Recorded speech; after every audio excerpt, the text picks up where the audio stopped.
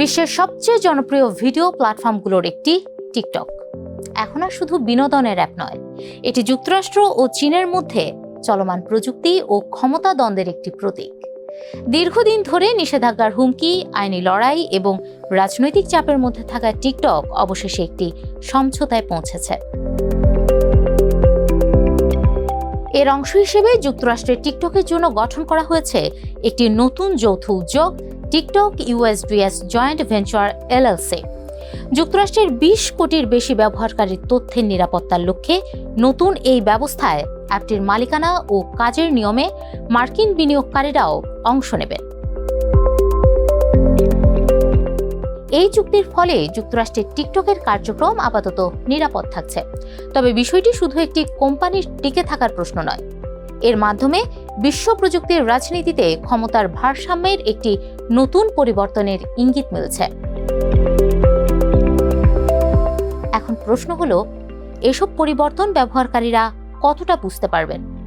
TikTok ব্যবহার করার অভিজ্ঞতায় আদৌ কোনো স্পষ্ট পরিবর্তন আসবে কিনা সেটি এখন দেখার বিষয়।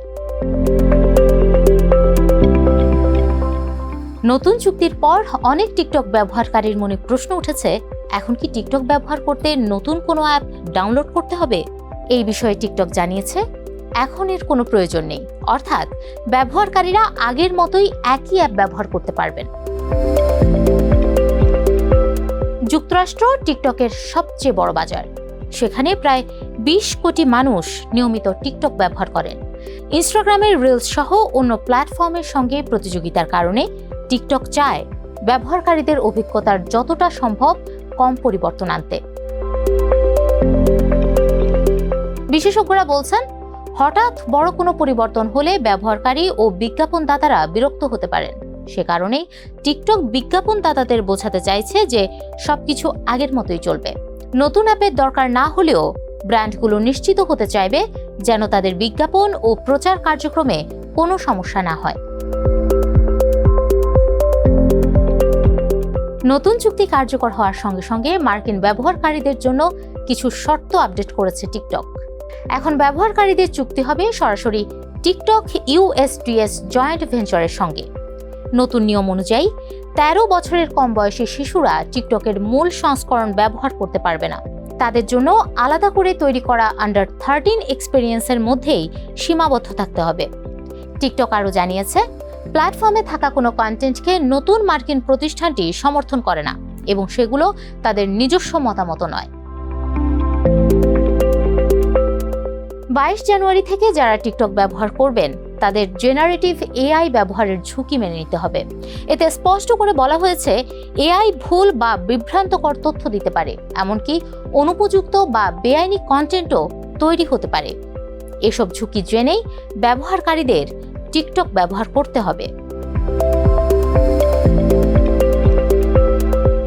নতুন চুক্তির ফলে টিকটকের অ্যালগোরিদম মার্কিন ব্যবহারকারীদের জন্য কিছুটা বদলাতে পারে। অর্থাৎ আপনি যে ধরনের ভিডিও বেশি দেখেন সেই ভিডিওতে কিছু পরিবর্তন আসতে পারে। তবে চিন্তার কিছু নেই, অ্যাপ হঠাৎ করে পুরোপুরি বদলে যাবে না। বেশিরভাগ ব্যবহারকারী প্রথমে কোনো পার্থক্য টের পাবেন না।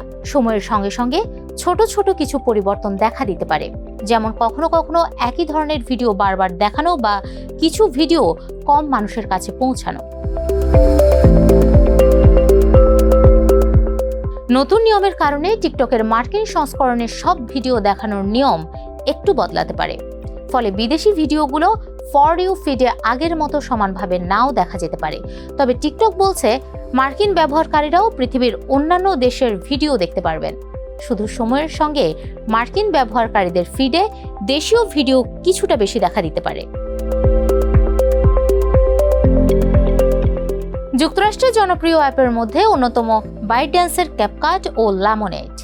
টিকটক নিষিদ্ধের আশঙ্কায় এই অ্যাপগুলোর ভবিষ্যৎও অনিশ্চিত ছিল, কিন্তু নতুন চুক্তির পর টিকটক জানিয়েছে, যৌথ উদ্যোগের নিরাপত্তা নিয়মগুলো ক্যাপকাট, লেমনেড এবং যুক্তরাষ্ট্রে তাদের অন্য অ্যাপ ও ওয়েবসাইটে প্রযোজ্য হবে। অর্থাৎ এখন শুধু টিকটক নয়, বাইটড্যান্সের অন্যান্য অ্যাপও যুক্তরাষ্ট্রে স্বাভাবিকভাবে চলতে পারবে।